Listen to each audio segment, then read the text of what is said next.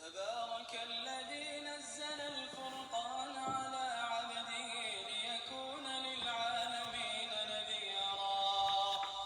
الذي له ملك السماوات والأرض ولم يتخذ ولدا ولم يكن له شريك في الملك وخلق كل شيء فقدره تقديرا واتخذوا من دونه آلهة لا يخلقون شيئا وهم يخلقون ولا يملكون لأنفسهم ضرا ولا نفعا ولا يملكون موتا ولا حياة ولا نشورا وقال الذين كفروا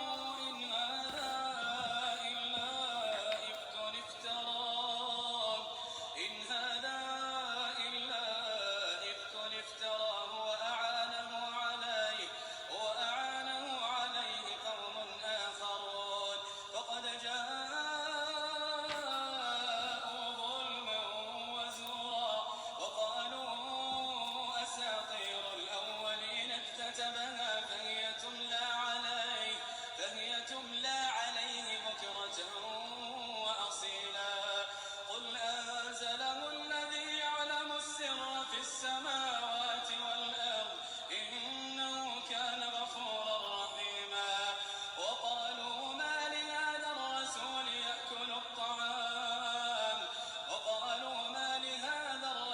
يأكل الطعام ويمشي في الأسواق لولا أنزل إليه ملك فيكون معه نذيرا أو يلقى إليه كنز أو تكون له جنة يأكل منها وقال الظالمون إن تتبعون إلا رجلا مسحورا انظر كيف ضربوا لك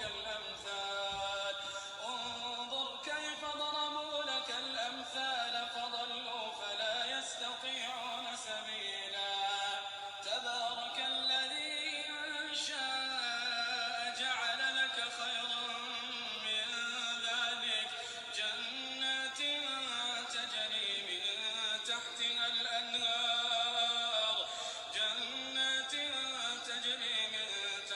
الأنهار ويجعل لك قصورا بل كذبوا بالساعة وأعتدنا لمن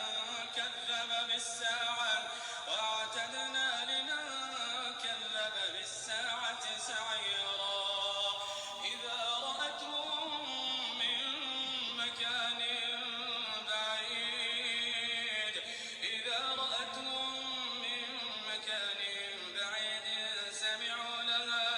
سمعوا لها تغيظا وزفيرا. الحمد لله رب العالمين. الحمد لله الذي بنعمته تتم الصالحات. الحمد لله والصلاة والسلام الأتمان الأكملان على رسول الله محمد صلى الله عليه وسلم. رب اشرح لي صدري ويسر لي أمري واحلل عقدة من لساني يفقه قولي. السلام عليكم ورحمة الله وبركاته. أنفو أني أنبو كيسا دوبي أنبولوبي سيرتوني قصة أنياسيني مي كامل دوما أكيسا أنياسيني مي سمر دوما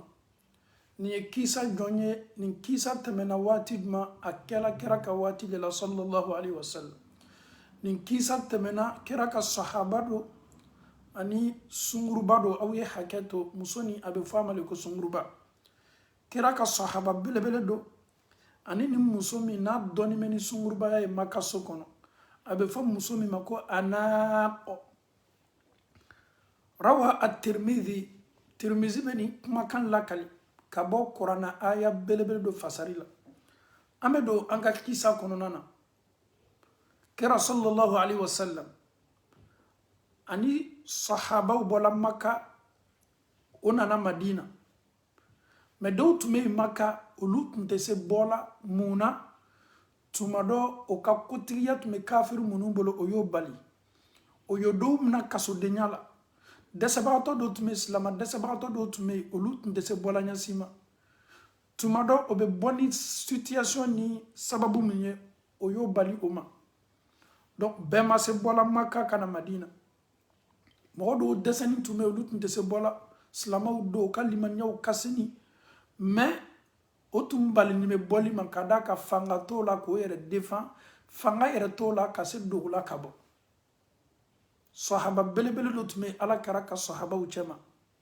kamalen don a ka kamaleya dafani bɛ Alahu Taala ka kalifa ba d'a ma a ye cɛnya d'a ma a y'a kamaleya masha Allah an y'a mafilɛ ale fana ka a cɛ bɛn baara jumɛn ma kɛra ka waati la sallallahu alaihi wasallam a bɛ bɔ Madina ka na Maka silama minnu bɛ kasodenya la kafiriw bolo silama minnu tɔrɔni bɛ kafiriw bolo Maka ni Makakaw ko bali bɔli ma ani minnu bɛ kaso la ale tun bɛ na dogo bolo ma Maka kɔnɔ ka na kasodenw foni n'a ko foni a b'o ta subhanallah ka na n'o ye fo Madina ka bɔ Maka ka na Madina presque kilo 400 ni kɔ n'a fɔra ko kilo 400 nin tɛ kilo nin ye kilo yɛrɛ yɛrɛ le a taamaw ka gɛlɛn kuruw don gidɔrɔn tɛ yen a borifɛn min bɛ ta ka bɔ yen ka taa a yɛrɛ borifɛnw tun man teri o ɲama mais wallahi ja baara bɛ baara la ni k'a k'i ka baara ye Ala b'a nɔgɔya i ma nin tun bɛna sahaba dɛsɛninw ta Maka k'o bila a kaman kan k'o ta ka bɔ Maka ka na n'o ye fo Madina kilo 400 fayira ale tun bɛ nin de baara kɛ nin dɔ ye baara ɲumanba ye ka na i baden minnu tɔrɔni bɛ kafiriw bolo minnu bɛ kaso la ka na dogo k'olu labɔ kaso la k'o ta ka taa n'o ye a ka baara ɲuman suwasi a yɛrɛ la londo a nana Maka nin baara bonda kɔnɔ a ka silama dɛsɛbagatɔ minnu bɛ yen minnu bɛ kaso la a nana ka na olu dɔw foni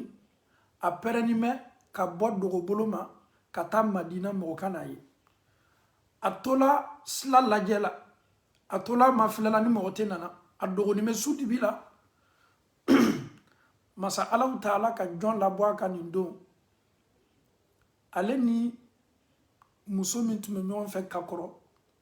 teriya tun b'o ni ɲɔgɔn cɛ fayira ni sa fɔla sa ko tun b'a ni muso dɔ cɛ ka kɔrɔ nin ye sunguruba muso ye Maka kɔnɔ ni muso a ka cɛɲa ni muso dafani don n'a bɛ fɔ a ma ko anaqɔ muso sina ka Marsad ye Marsad a dɔ bɔra kɛ faama ye Marsad i bɛ fan ɲuman muso sawala mun na a y'a jeticɛ kɔrɔ dɔ ye a y'a tericɛ kɔrɔ dɔ ye ka sɔrɔ muso ka kan k'a lɔn k'a fɔ yɛlɛmani dɔ la ko la Marsad bi sahaba do Marsad bi alhamdulillah a kasini manamana mɔgɔ tɛ a donni kɔ silamɛya la a dola diina min na diina nin bɛ anw bali ɲɛmɔgɔya ma a bɛ an bali jɛnɛya sugu bɛɛ ma muso y'a ye muso sawala la Marsad n ye fɛ ye bi su ni si n fɛ yan n ye fɛ i lɔgɔ kɔni tun bɛ ne la o a kɛra faama ye bi su ni si n fɛ Marsad bɛ baara min na ka sahabaw ta dogo bolo ma k'o bɔ Makakaw ka jangata kɔrɔ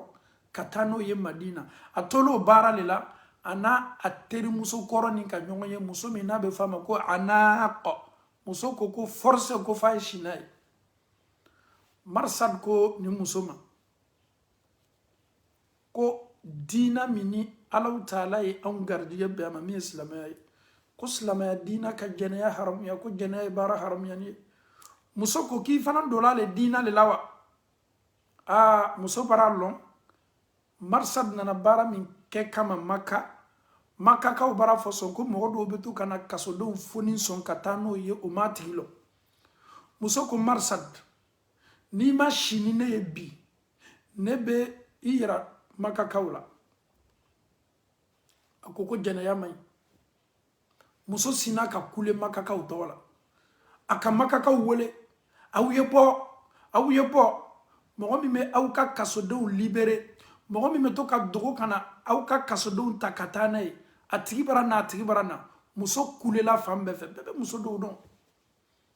marsad ka kan ka mun kɛ nin waati ɲɔgɔnna la kamerow bɔla a kama maka kafuru bɔla a kama cɛw bɔla a kama o y'a gbɛn daminɛ o bɛɛ n'a ta a tun nana kasoden min ta o b'a bolo marsad nana ka dogo kuruw ni ɲɔgɔn cɛ ma maka kafuru y'a ɲininya bɛɛ ma o ma s'a ye la nin su dibi la a dogonin bɛ kuru kɔnɔ munna ala ye hijabu l'a kan munna ala ye sutara l'a kan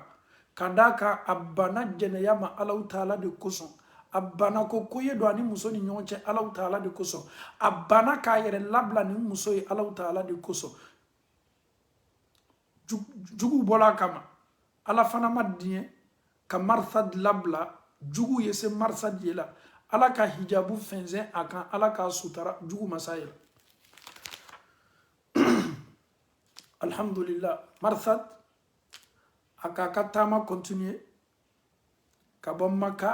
dogobolo ma ka na madina a nana ni min ye kasoden min ye makakaw tun ye min na alhamdulillah a y'o bila min kɛ o bɔra se madina alhamdulillah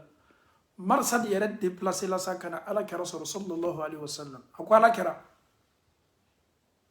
ko n bɛ fɛ ka a n'a ka furu nin m'a yira k'a fɔ ko muso nin a tun ka di marsad ye mɛ mun ye marsad bila a yɛrɛ bali ma ka se nin muso ma limaniya ni ala ɲɛsiranya a nana se kɛra ma ko kɛra sɔrɔ sallam n bɛ fɛ ka nin muso furu n bɛ fɛ ka a n'a ka furu n bɛ fɛ ka a n'a ka furu ala kɛra sallallahu alaihi wasallam a ye mun kɛ a ma marsad jaabi fo alaw taala ka kuranna aya lajigi kuranna aya min tatɔ kɛra bolo k'a fɔ marsad ye n'a bɛ se kɛla walama n'a tɛ se kɛla a'udhu billahi minash shaitanir rajim bismillahir rahmanir rahim alaw taala ko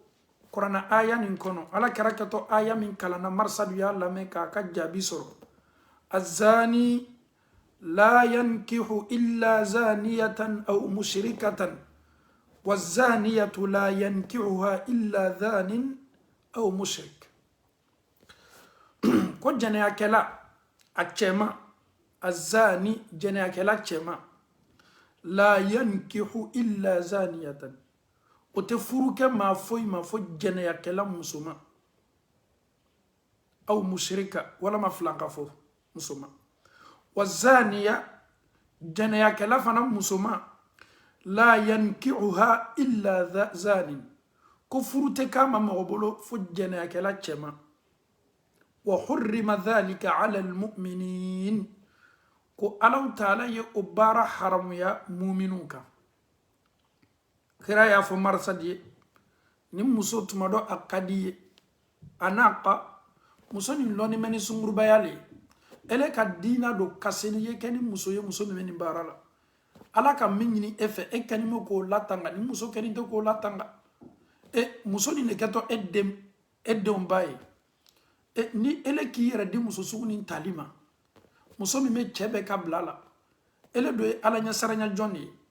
marsadi imma boni muso la jenaya kala muso mani chemane be sigi nyonku jenaya kala muso mani chemane fana be sigi nyonku ala ye nufurusu haramiya muminuma muna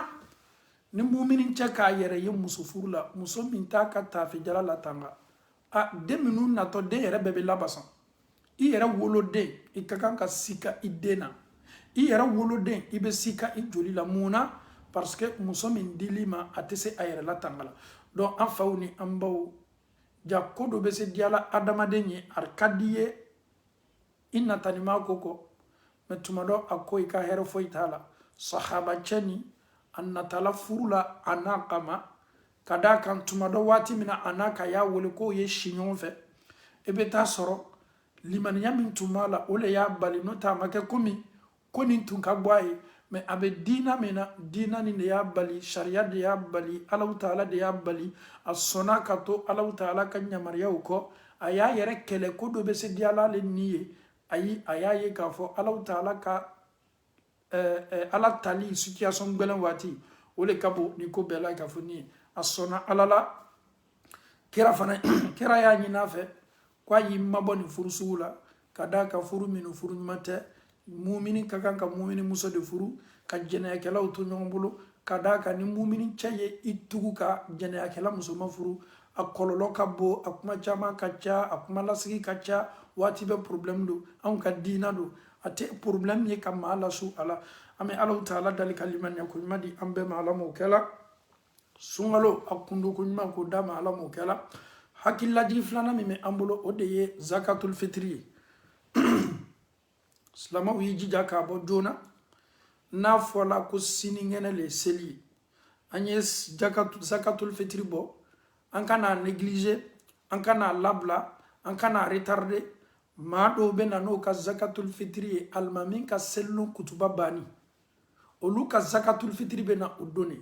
ni kutuba banna ka ban ele natɔ ni zakatul fitiri min ye a tɛna don la zakatul fitiri bonda kɔnɔ dɛ ale bɛ jate le komi saraka tɔw n'i ye fɛ ka zakatul fitiri baraji sɔrɔ k'i ka sun seniya ele ye sun don tuma dɔ kuma dɔw fɔl'i bolo tuma dɔ kɛwale dɔw kɛl'i bolo tuma dɔ i y'i yɛrɛ ye kuma ni situation dɔw la zakatul fitiri le bɛna ka na i ka sun seniya an bɛ Alahu taala dali ka silamɛw hakili to zakatul fitiri la dɔw fana ɲini k'a fɔ komi olu banabagatɔw lo zakatul fitiri alhamdulillah mun y'a to zakatul fitiri kilo ko kuma caman b'a la zakatul fitiri bɛ suma ala kɛra ka sumani fɛn min n'a bɛ fɔ a ma ko sa'a ala kɛra tun bɛ sumani kɛ sa'a de la a ka waati la sumani tun bɛ kɛ sumani fɛn min na n'i y'o sumani fɛn lajɛ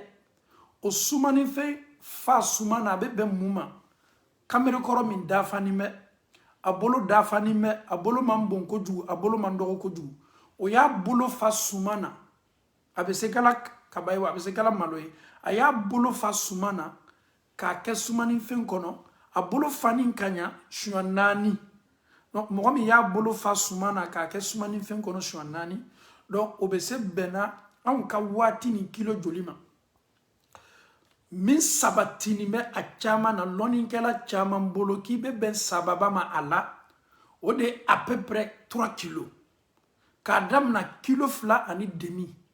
2 kilos et demi jusqu'à 3 kilos et caman yɛrɛ ko n'i ye 3 kilos ɲɔgɔnna bɔ k'i bɛ se bɛnna a calcul yɛrɛ datu yɛrɛ ma donc de 2 kilos et demi jusqu'à 3 kilos. Pourquoi on dit 3 kilos a caman na les 3 kilos là e bɛ se bɛnna sababa yɛrɛ ma a la donc munna sumani bɛɛ bɛ kɛ ka bɛn ala kɛra ka sumani kɛ fɛn de ma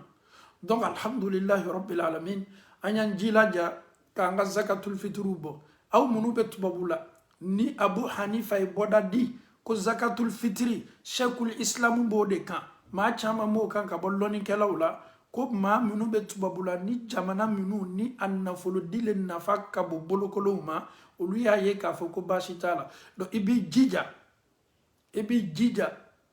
ka s'a di la i ka jamana kɔnɔ silama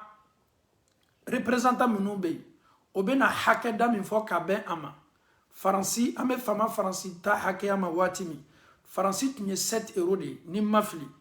Belgique tun ye k'a damina 5 euros ka na se 6 euros Belgique b'o de la 5 à 6 euros misiri dɔw 5 euros yɔrɔ dɔw 6 euros faransi yɛrɛ yɔrɔ dɔw bɛ yen 5 euros yɔrɔ dɔw bɛ yen 7 euros donc a calculiw bɛ kɛ ka bɛn estimation bonda kɔnɔ ni nin wari ɲɔgɔnna bɔla a bɛ se bɛnna kilo da ni ɲɔgɔnna de ma o kosɔn a wari fɔla an ye a wari ka kan ka bɛn euro da min ma donc an y'an jija k'an ka zakatul fitiriw bɔ ka se a ye se yɔrɔw ma alhamdulillah la France je pense que y a quelqu'un qui vient de confirmer que c'est 7 euros depuis l'année passée la France c'était 7 euros mais alhamdulillah rabbil alamin ni me fɔ l'islam yo o hakili to ka dina la i kana na ko kɛ i kunfɛ madama ni silama ɲamaw bɛ yen minnu bɛ décision ɲumanw ta décision minnu fana bɛ bɛn sababa ma anw ka kan ka an yɛrɛ kolo ni décision ninnu kɔrɔ an y'an ka zakatul fitiri bɔ mɔgɔ mɔgɔ b'i ka mara la i denw i bɛ mɔgɔ mɔgɔ mara la i y'a bɛɛ ka zakatul fitiri bɔ i den minnu bɛ yen alhamdulillah i y'o ka zakatul fitiri bɔ y'i jija i jilaja i muso min ni a lasiritɔ don muso min n'a kɔnɔma don muso kɔnɔma ka zakatul fitiri tɛ wajibi ye wajibi tɛ n'i ma bɔ baasi t'a la mɛ mustahabu don mustahabu kɔrɔ ye di a komi ni muso kɔnɔma don a don fɔla ko den min bɛ kɔnɔ na k'o ta tɛ forcé ye donc ne kɔni bɛ fɛ k'a bɔ ka dɛsɛbagatɔw lasawa Alahu Taala ye n den sabati i ye ko ɲumanba kɛ i den min bɛ kɔnɔ n'i bɛ fɛ ka o lasabati ni saraka bɔ ye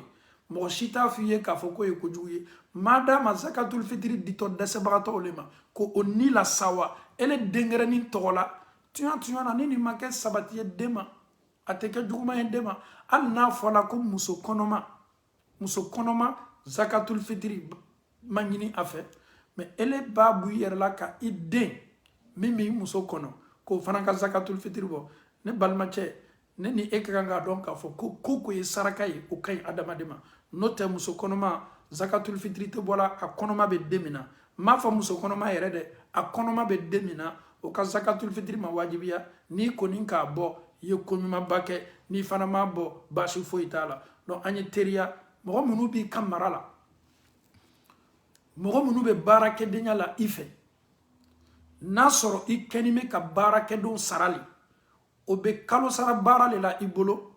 olu yɛrɛ le n'o ka zakatul fitiri bɔli ka kan mɔgɔ dɔw bɛ baara la i bolo ele kɛni bɛ k'o sara olu yɛrɛ n'o ka zakatul fitiri bɔli ka kan mɛ n'i fana ɲumanya bunda kɔnɔ ele y'a fɔ ko ala la baarakɛden minnu bɛ n fɛ n kɛ t'o ka zakatul fitiri bɔ la ne balimacɛ ye baara ɲumanba kɛ o ye dɛ i b'i ka baaradenw sara la olu yɛrɛ le ka kan k'o ka zakatul fitiri bɔ ele y'o bɛɛ responsabilité ta k'i ka baraji labuliya ko ne kɛtɔ o ta bɔ la an ye nin yɔrɔnin fana calculer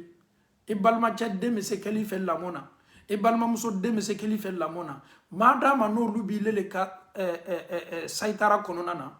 i b'i jija mɔgɔ mɔgɔ b'i ka mara kɔnɔ ni ele le b'olu balo la i y'i jilaja k'o kelen kelenna bɛɛ la ka fɔ ni ka zakatul fitiri bɔ k'a faamuyali ko nɔgɔya an bɛɛ la ka fɔ ni Alahu Taala bolo ala m'o kɛ la zakatul fitiri yɛrɛ kun jumɛn b'a bɔli la a bɛ sun dɔ la ka sun seniɲali k'i ka sun nɔgɔ bɛɛ bɔ a la sun bɛ taa se Alahu Taala ma waati min na o bɛ kɛ ka sɔrɔ i ka sun kaseni kosɛbɛ. Quelqu'un demande est-ce qu'on peut donner zakatul fitri à un non-musulman? Non. Tout ce qui concerne zakat en islam fɛn fɛn n'a bɛ fɔ a ma ko zakat en islam fɛn fɛn n'a bɛ fɔ a ma ko jaka silamɛya la o tɛ dila silanta ma dɛ o bɛ di maaw de ma ala ka maa minnu ko fɔ an ye alikuranna kɔnɔ ninnu ya titiri fɔlɔ ye f'i ye kɛ silamɛ ye zakat est destiné que aux musulmans aux pauvres musulmans pas à un non musulman ni k'i ka zakat ta ka taa di silantan dɔ ma i y'a dɔn k'a fɔ i ma jaka bɔ ye dɛ jaka bɛ di silama le ma n'a fɔra ko k'a di silama dɛsɛbagatɔw ma k'o lasawa o ye dumuni kɛ an bɛɛ ye sawa an y'o bali dalili ma a lon na selilon mɔgɔw sawani bɛ ele bɛ t'i lɔ ka fisabililayi bɔ kɛ o tɛ ko cɛ ɲuman ye silama dɛsɛni minnu bɛ an cɛ ma an y'an jilaja ka se alhamdulillah nin dila o ma maintenant ce qui concerne sadaka silamɛya tɛ an bali an y'a saraka minnu bɛ bɔla an bolo an bɛ se saraka dila silanta ma baasi fosi tɛ a la mɔgɔ min tɛ silamɛ ye i y'a ye a tɔɔrɔnin bɛ ko dɔ b'a kan i ye nafolo bɔ i yɛrɛ kun k'a ma dɛmɛ i ye ko ɲumanba kɛ hali ni silamɛ tɛ parce que muso dɔw bɛ yen olu ka ji di bigan dɔrɔn ma o ka arijinɛ sɔrɔ a sababu la mais min ye jaka ye o ye fɛn de ye fɛn min ɲinina silama fɛ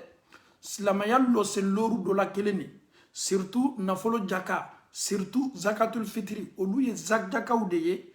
jaka minnu tala o tɔgɔ ma o ka kan ka di maa minnu fana ma fana alhamdulillah que ala nous facilite la bonne compréhension donc an y'an jilaja silama minnu dɛsɛnin bɛ silama minnu ni se t'o ye k'a di olu ma maintenant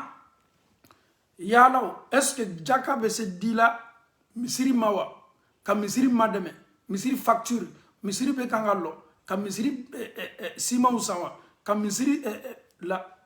jaka tɛ di la o fana kosɔn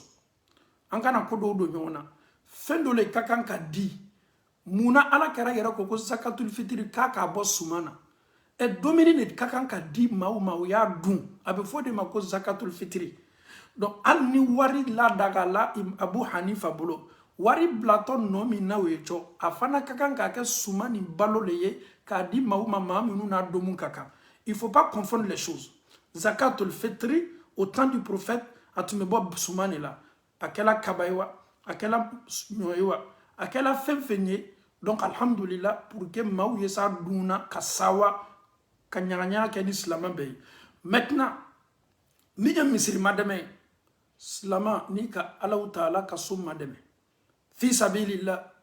ka b'i kun ka Ala ka so madɛmɛ ko ni maa min ye so jɔ Alahu Taala ye Alahu Taala bɛ so dɔ le ye arijinɛ kɔnɔ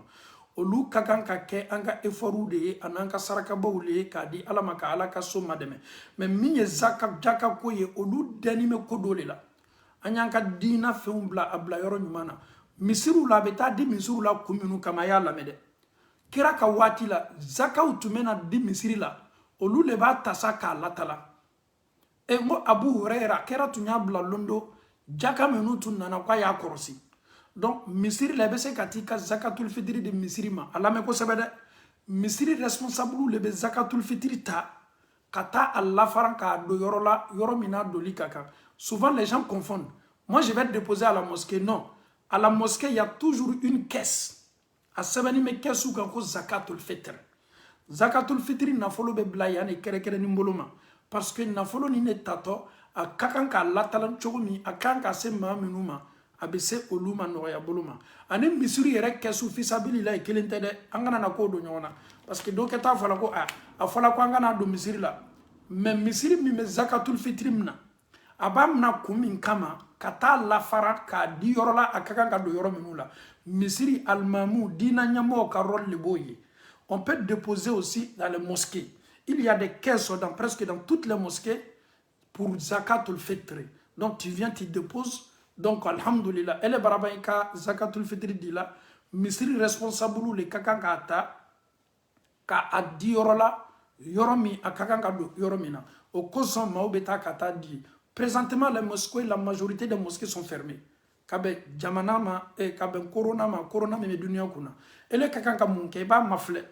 i ka sigida la i bɛ yɔrɔ min na i bɛ fan min fɛ ni ka bolokolon dɔ ye silama dɔ bɛ yen n'a tɔɔrɔnin bɛ i ka zakatul fitiri ta ka taa d'a ma n'i fana ka ɲinini kɛ i ma mɔgɔ sɔrɔ i ka kan k'i ka zakatul fitiri di maa min ma baasi t'a la i bɛ se k'i ka zakatul fitiri la voyager k'a lataa jamana na jamana min ni dɛsɛbagatɔw bɛ yen n'olu n'a domu ka kan i bɛ se a lataala o ma mun na parce que e sigini bɛ yɔrɔ min na i ye ɲinini kɛ yen i ma dɛsɛbagatɔ ye i ma mɔgɔ ye mɔgɔ minnu n'a domu walama n'a mina ka kan janni i ka zakatul fitiri t'u yɛrɛ bolo ele ma mɔgɔ sɔrɔ k'a d'a ma alhamdulillah i bɛ se zakatul fitiri nin na voyage la k'a lataa jamana la jamana min ni maaw mako b'a la jamana min ni maaw dɛsɛlen bɛ jamana min a bɛ se kɛla i masuruɲɛmɔgɔ ye a bɛ se kɛla i balima dɔ ye a bɛ se kɛla i ka cousin dɔ ye a bɛ se kɛla i ka voisin dɔ ye a yɛrɛ bɛ se kɛla dɔw ye o fa banna feretanniw don donc i bɛ se k'a lataa k'a di olu ma pour que olu fana y'a ta k'o yɛrɛ lasawa la ka ɲagaɲaga kɛ n'a ye ka bɛn seli dɔ ma donc alhamdulilahi rabbil alamin zakatul fitiri an y'an jija ka an ka sun seniya an y'an jija k'an yɛrɛkun seniya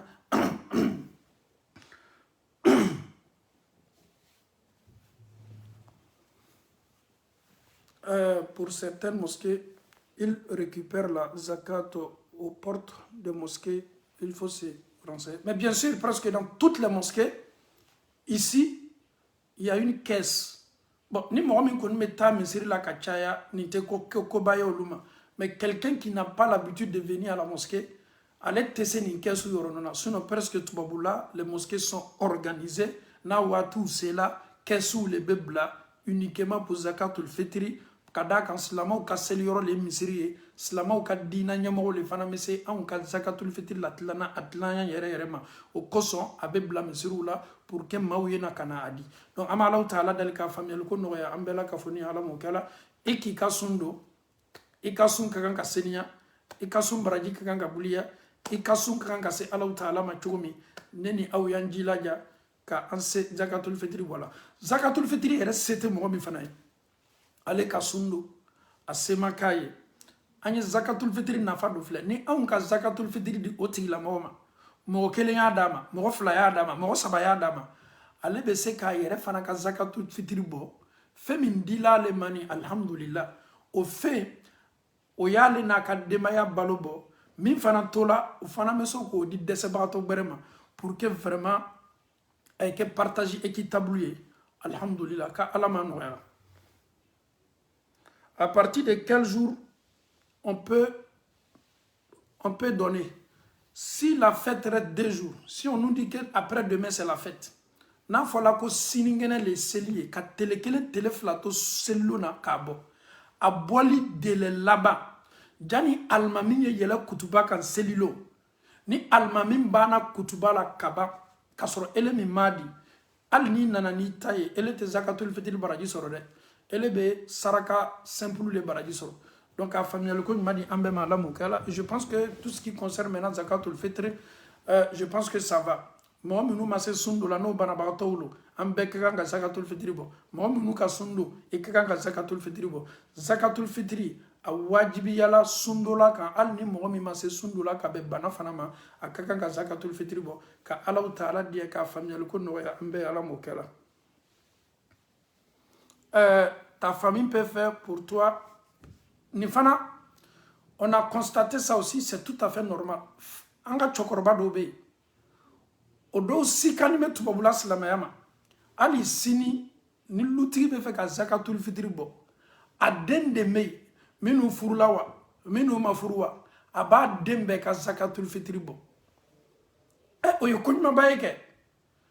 mais ni den yɛrɛ sela a yɛrɛ ka ko ma il est devenu responsable il peut dire à son papa ok baba i ye ko caman kɛ anw ye kabini anw sɔrɔla f'an bɛ waati min na ele de bɛ anw ka zakatul fitiri bɔ la.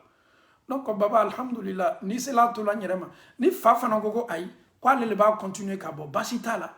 est-ce qu'il bɛ s'a bɔ la tuguni wa ni dɛngɛnɛya b'i bolo k'a fɔ k'i fa kɛni bɛ k'a bu ye alhamdulillah ni fana k'a bu i yɛrɛ la ni sika b'i la n'a b'a bɔ la walama ni fana k'a bu i yɛrɛ la tuguni k'a bɔ hali n'a sɔrɔ i fa b'a bɔ la o fana tɛ juguman ye fɛn fɛn ye saraka bonda ye fɛn fɛn ye sɔnni bonda ye n'i ka dɔ fara i ka sɔnni kan ne fa b'a bɔ la n tɔgɔ la ne yɛrɛ fana k'a bɔ n yɛrɛ tɔgɔ la lɔnnikɛlaw t'o haramuya o yɛrɛ ye hɛrɛ fara ni hɛrɛ kan k'a faamuyali ko nɔgɔya an bɛɛ ala m'o kɛ la. J'ai vu une question qui balance là.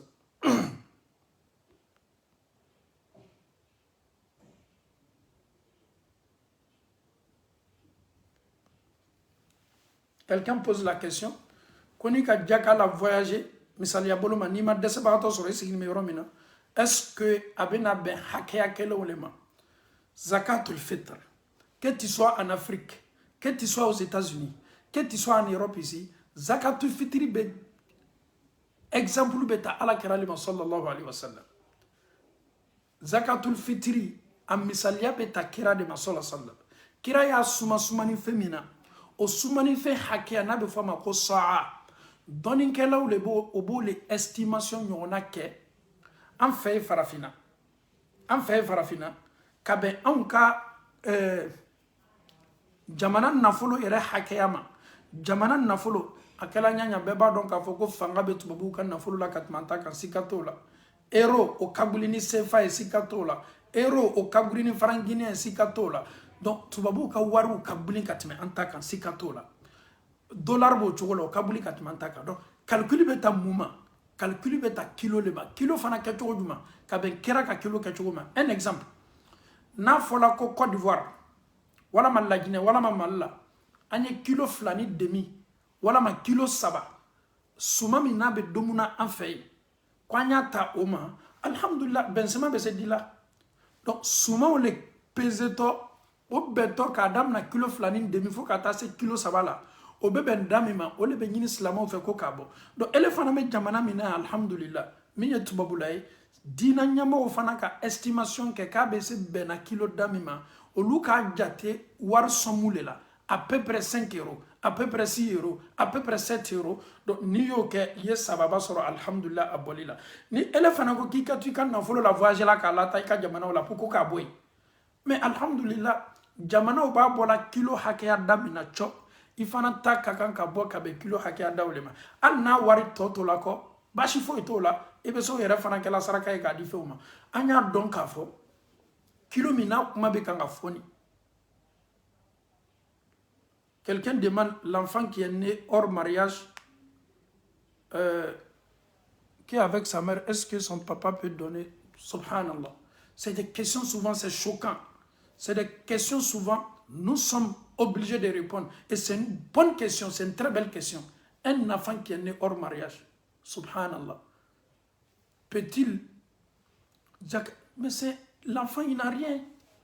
L'enfant en question, il n'a pas commis de péché. C'est ses parents. C'est ses parents.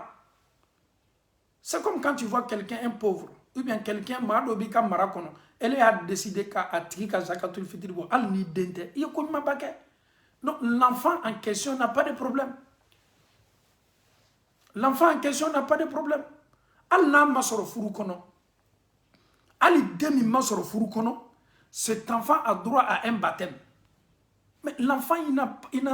c'est pas parce que l'enfant il a droit à un baptême qu'on encourage la fornication. Non, ça n'a absolument rien à voir. Parce que nous, si c'est demi ma sur furu kono, quoi d'enfant droit be kaka dengouli ke mouna parce que l'enfant en question deni ale mako ke faut que deni ka nyanamaya quel que soit à soronya mais dena nyanamaya kakan ka seniya damna ni saraka boli.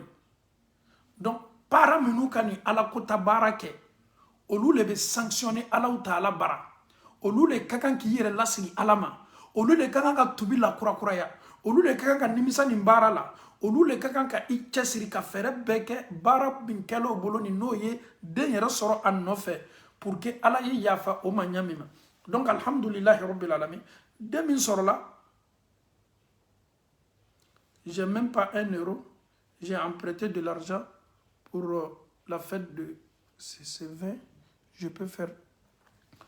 une question qui est très importante. Quelqu'un qui n'a pas les moyens, c'était mamie ka zakatul fitr bo assez retaille. Mais est-ce que on ka dina be ko buliya an kan komi setanyewa? Subhanallah. L'islam a fala kwa nyake kwa bra diaboya anka. Mais ni setenne an na folo tembolo nti setala shunali kela ndo fana nti setala julutala sariati elle est condamnée. L'islam ne te condamne pas. Et est-ce que l'islam peut condamner, forcer un pauvre qui n'a pas les moyens? Même si tu n'as pas les moyens, il faut faire zakatul fitr. C'est comme on est en train d'encourager la personne kata sunyalike. Donc olu ya olu kodobe ikana dulu forcer kata duluta okosu benkabu yereka. Elle est kata dulu mentala ben o saranya mama. Surtout ni salaka dulu sugo tula kasoro mo masoro asarala. Donc slamaya tena dulu do adamadin kana. Femina seti ala ki lon katme yereka. Au coson,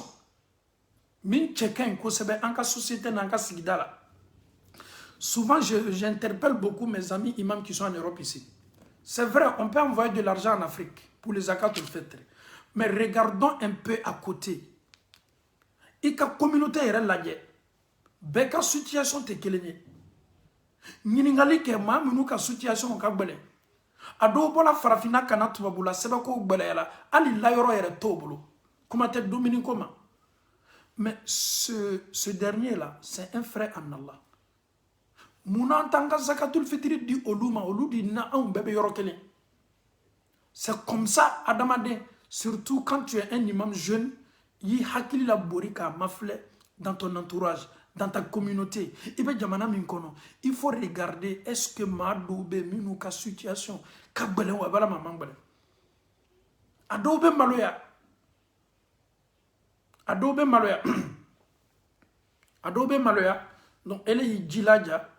Il faut étudier ta communauté. Il faut étudier la ville. Ibe yoromina. Akela nyanya. Hein? Il te sait que la société, une communauté, que belle situation quand il a là. Dobe ou la situation ka belle. Ali obe bomina we malgré sebe bobolo. Malgré sebe bobolo. Wallahi. Konya situation ka baloma ali souma était sur là. Nous on se dit ah non, il est dans une voiture, il a chez lui et pourtant sa situation est très délicate.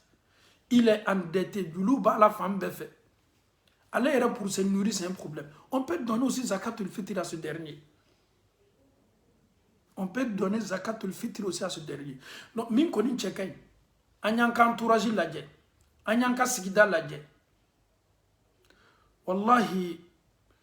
anw tɛ zakatul fitiri la voyager waati si fo ani maa minnu bɛ sigi la ni an y'a dɔn k'a fɔ a banna dila olu ma waati min na an bɛ sɔrɔ ka zakatul fitiri tila ta teriya bolo ma a ye taa di maaw ma jamana gbɛrɛw la parce que i ni maa minnu bɛ sigi la olu fana dɔw ka droit le ten. Toi tu es content le jour de la fête, lui il est venu prier même avec toi dans la mosquée mais il n'est pas du tout content. Il a sa famille en Afrique. Il n'arrive même pas à envoyer même un cent à sa famille. En plus, faire même quoi que zakatul fitr, voilà. Donc, nous demandons à tous les imams de l'Europe, surtout cette nouvelle génération, il faut qu'on change les donnes. Il faut causer avec les jeunes. Il faut qu'on s'approche de la communauté. Il faut comprendre, il faut maîtriser la communauté que tu gères. Avec ça, je pense qu'on pourra bien réussir notre mission. Que Allah nous facilite la bonne compréhension. Ame Allah Ta'ala dali zakatul fitri ka abo ambolo boli ko nyumana abedi ma munu makase olu bolo dilu ko nyumana Allah Ta'ala bolo ala mokela. Ame Allah Ta'ala dali desabato banchema ka ala die ka lawasani seke ufananye seko ka zakatul fitru bo min fana boto slama bolo ka di desabato ma ka nyona chama bla nola Allah Ta'ala bolo ala mokela. ربنا آتنا في الدنيا حسنة وفي الآخرة حسنة وقنا عذاب النار ربنا لا تزغ قلوبنا بعد إذ هديتنا وهب لنا من لدنك رحمة إنك أنت الوهاب اللهم أرنا الحق حقا وارزقنا اتباعه وأرنا الباطل باطلا وارزقنا اجتنابه اللهم تقبل منا صيامنا وقيامنا وركوعنا وسجودنا اللهم تقبل منا إنك أنت السميع العليم وتب علينا إنك أنت التواب الرحيم ربنا هب لنا من أزواجنا وذرياتنا قرة أعين واجعلنا للمتقين إماما صل سبحان ربك رب العزة عما يصفون والسلام على المرسلين والحمد لله رب العالمين السلام عليكم ورحمة الله وبركاته.